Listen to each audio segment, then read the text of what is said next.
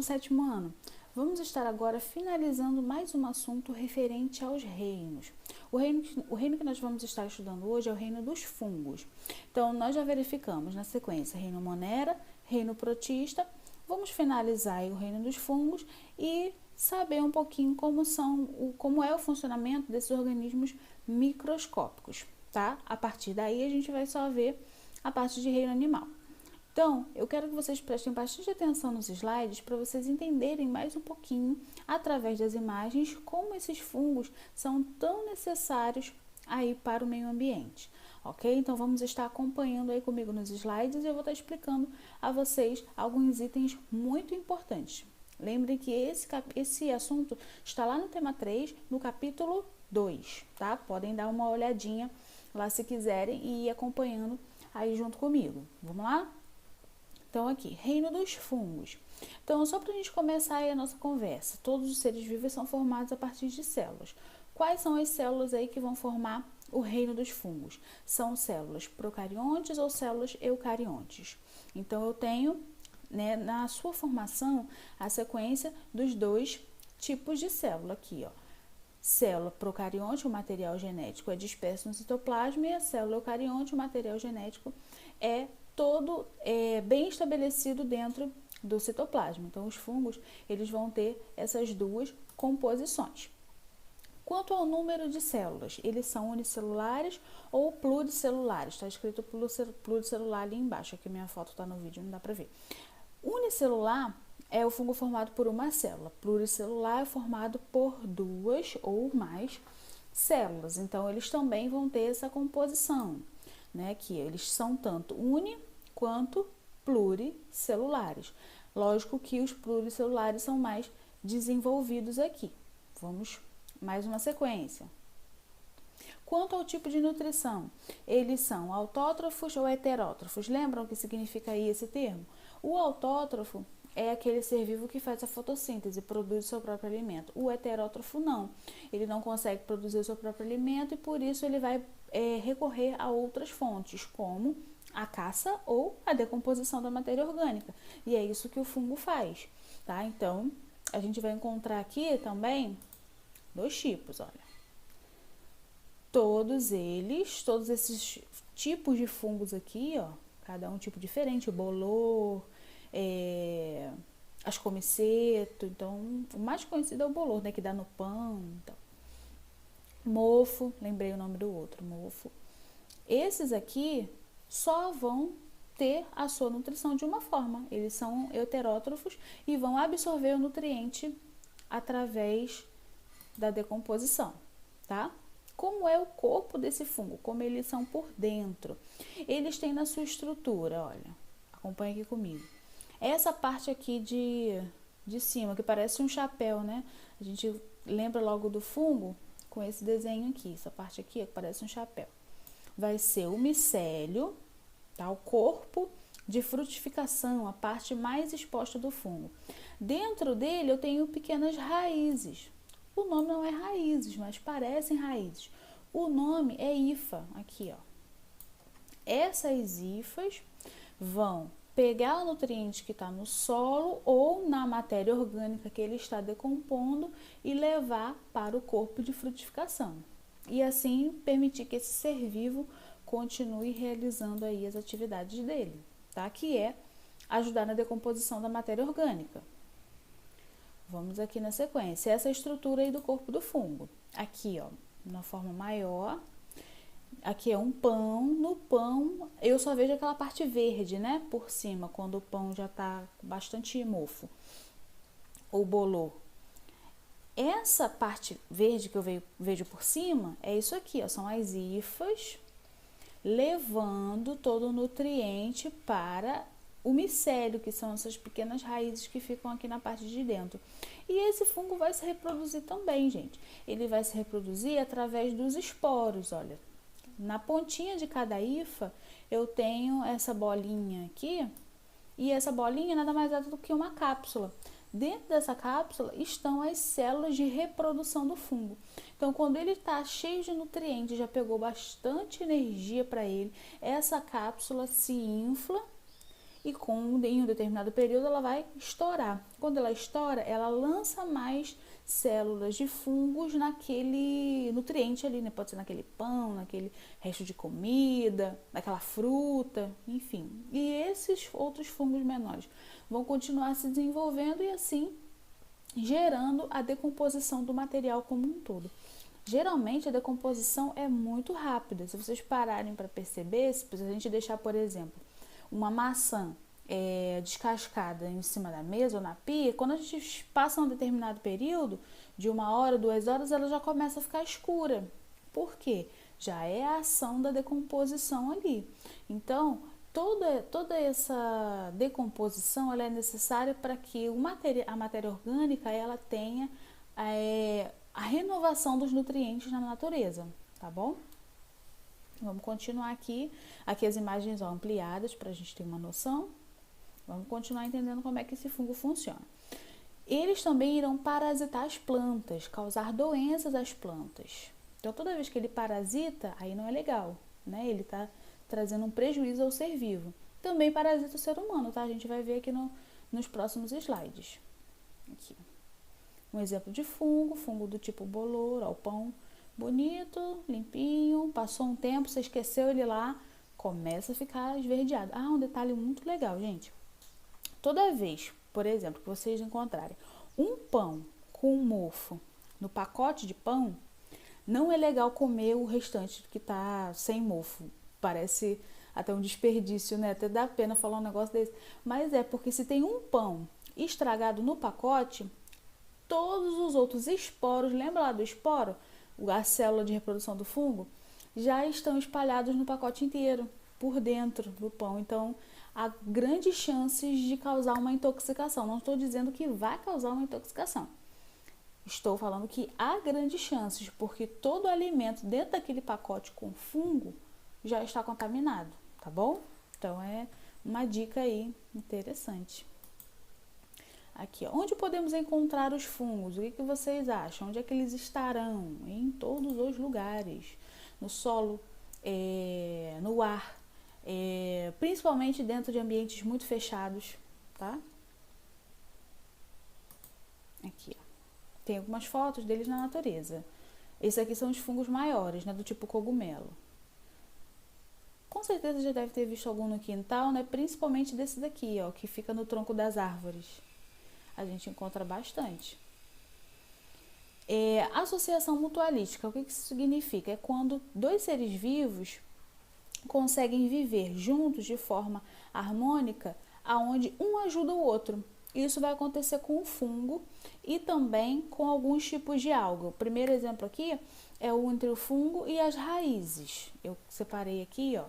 A hifa do fungo vive de maneira mutualística, ajudando as raízes do pinheiro. A planta cede alimento para o fungo e o fungo cede água e sais minerais para as plantas, tá? Então, eles vivem de forma mutualística. A segunda forma mutualística é a associação de líquens. Na verdade, o líquen é o nome da associação. A associação ela consiste em fungos e algas viverem de forma harmônica. Aqui, ó. Então, toda vez que vocês verem no tronco das árvores essa camada aqui um pouco esverdeada, olha, como está aqui no desenho, são líquens. Isso é um bioindicador de poluição também. Geralmente, na região que tem muito líquen, a poluição não é tão grande. Agora, quanto mais poluído é o ambiente, o líquen não consegue sobreviver. É legal a gente fazer essa observação na natureza também. Então, aqui é uma associação entre alga e fungo. Um ajuda o outro. Aqui, ó. De que maneira, né? A alga, ela vai ceder também glicose para o fungo e o fungo vai proteger a alga. Aqui, ó. Tamanho maior. Ó. A alga verdinha dando alimento para o fungo. E o fungo protege essa alga de outros predadores que possam aí, outras bactérias, né, no caso, que possam aí acabar com ela. Outra característica aqui do fungo. O fungo, ele é um ser vivo saprófito. Vocês já ouviram falar nessa palavra? É uma palavra pouco comum, né? Isso é um outro nome para decompositor. Então, todo fungo ele é um decompositor de matéria orgânica, tá? E essa decomposição, ela vai trazer de volta nutrientes para o solo. E um solo com nutrientes pode gerar plantas saudáveis com qualidade para poder continuar fazendo a fotossíntese e assim continuar produzindo oxigênio para nós, seres vivos. Então, tudo é um ciclo. Todo organismo depende do outro na natureza, tá bom? Fungos, lembra que eu falei que os fungos também são parasitas de seres humanos? Então, aqui, ó, uma das formas com que eles vão parasitar a gente é através da micose, tá? Então, toda vez que eu tomo aquele banho e não me seco direito, ou então uso uma roupa que já está com suor, né, que está com aquele cheirinho que não é muito agradável, ou então uso uma roupa de ontem achando, não tá tão suja não, vou usar de novo. Tá suja sim, tem um fungo lá. Então, toda vez que eu não tenho esses cuidados de higiene, eu dou chances para o fungo se reproduzir no meu corpo. Então, gente, muito cuidado aí com a sua higiene. É muito importante a gente ter esses cuidados, né? Essas observações aí com o nosso próprio corpo. Cuidar da nossa casa, né? Que é o nosso corpo. Aqui outra foto das micoses, ó, na unha, tem muita gente que tem micose na unha.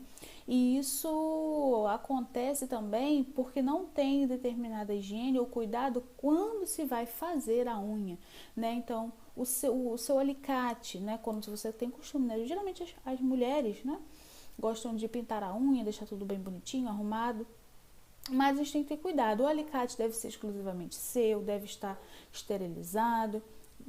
O esmalte também, se for possível, ser hipoalergênico, porque as chances do fungo se proliferar ali é bem menor, porque há esmaltes também que facilitam a proliferação de fungos. As meias, né, devem sempre ser trocadas. Outra coisa, palitinho, aqueles palitinhos que limpam a unha também não devem ir muito fundo. Na verdade, gente, a cutícula da unha nem deve ser tirada, porque a cutícula é a proteção para que esses tipos de bactérias ou fungos não entrem na unha, tá? Então, são outras dicas aí bem interessantes para vocês. Vamos lá, seguindo. E aqui é uma doença causada por fungo, mas aí é onde outros animais serão vetores. Nesse caso aqui, é o pombo, né? Então, essa é uma das doenças que o pombo causa. O pombo como ele vai para muitos lugares, né, ele acaba trazendo bactérias de um lugar para o outro, fungos, essas coisas. Então, esses esporos vêm no pombo, certo? E se ele está instalado lá no telhado da nossa casa, né, se a gente está lá passeando na praça e tem aquela proximidade, né, respira aquele ar aonde o bater das asas do pombo fez a movimentação. Se tiver contaminado e se o nosso corpo tiver com o sistema imunológico baixo, há grandes chances aí de inalar esse fungo e ele se aloja nos pulmões, tá bom? Então, não é legal ter contato com esse tipo de animais, tá? E sempre manter o nosso sistema imunológico fortalecido. Os fungos também podem ser venenosos, então não pense, vi um fungo bonito, colorido lá no meu quintal, vou pegar. Não faça isso, né? Tenha cuidado, não mexa em locais, né? Principalmente seres vivos que estão na natureza, no ambiente selvagem, se você não conhece. Não toque, evite colocar na boca. Essas recomendações básicas, né? Porque muitos fungos são venenosos, assim como muitas plantas, assim como alguns tipos de frutas, assim como alguns tipos de flores. Então, nem tudo que a gente vê na natureza a gente pode sair pegando e levando para casa, né? Porque a gente pode ter aí alguma intoxicação ou até mesmo problemas sérios de saúde que podem levar à intoxicação, à morte devido a elementos venenosos, tá? Então, foto aqui deles para vocês, deixa eu voltar, tá bom? Isso. Importância econômica dos fungos. Eles são importantíssimos para a economia. Vocês sabiam que a gente come produtos que são feitos a partir de fungos? Então, da mesma forma que eu tenho fungos que causam doenças, fungos que são venenosos, eu também terei fungos que servem de alimento para mim e para você. Então, fungos que vão ajudar na produção de alimentos deliciosos que vão fazer parte aí do nosso dia a dia. Vamos ver se você descobre ou se surpreende, né, com esses alimentos. Que tipo de alimentos são esses? Olha aqui, ó.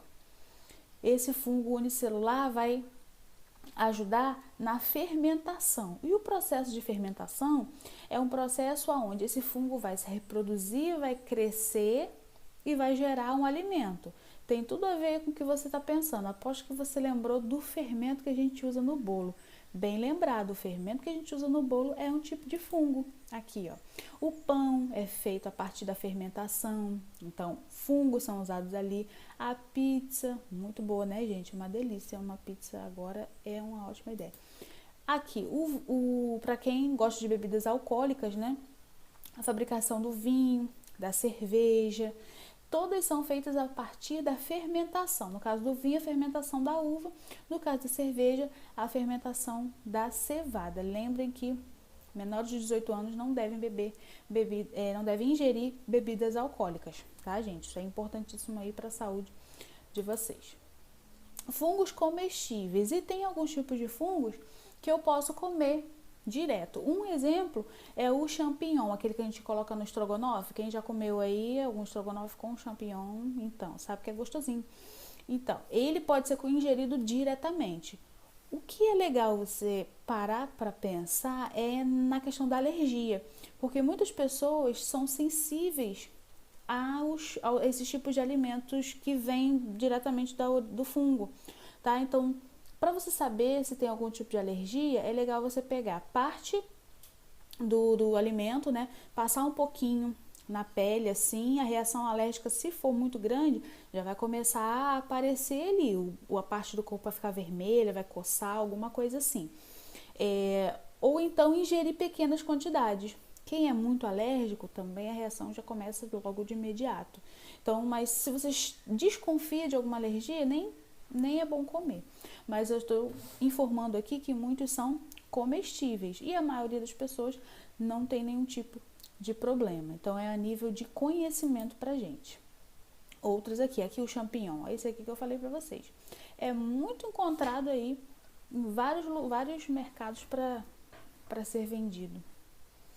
Aqui, a gente também tem que observar de que forma ele está sendo vendido, ó, assim bonitinho, embalado, é o ideal.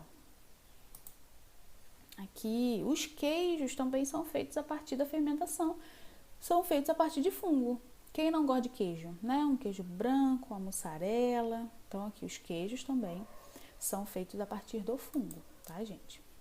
E o fungo é importantíssimo para a indústria farmacêutica na produção de remédios. Então, quem aí já tomou um antibiótico? Eu acredito que todo mundo já com mais de 3 anos, talvez, já tenha tomado antibiótico em alguma vez na vida, né? Então, a gente sempre tem alguma intoxicação com algum tipo de bactéria ou de fungo onde é necessária a presença do antibiótico para eliminar isso. Então, o antibiótico ele vai matar bactérias através da ação dos fungos.